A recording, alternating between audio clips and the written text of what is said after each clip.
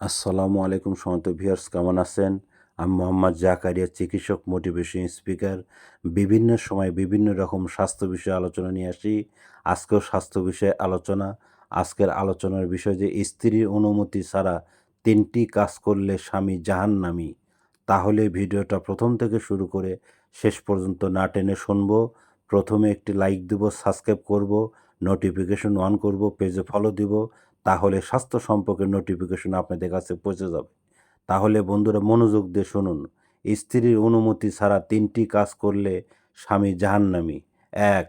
দেনমোহর পরিশোধ না করে স্ত্রীর অনুমতি ছাড়া তাকে স্পর্শ করা। ২.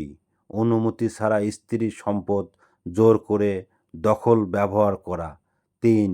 অনুমতি ছাড়া ৪ মাসের বেশি সময় স্ত্রীর কাছ থেকে দূরে থাকা।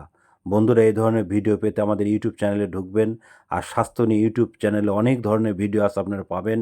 আর পরবর্তী কী ধরনের ভিডিও চান আমাদের কমেন্ট বক্সে লিখতে ভুলবেন না।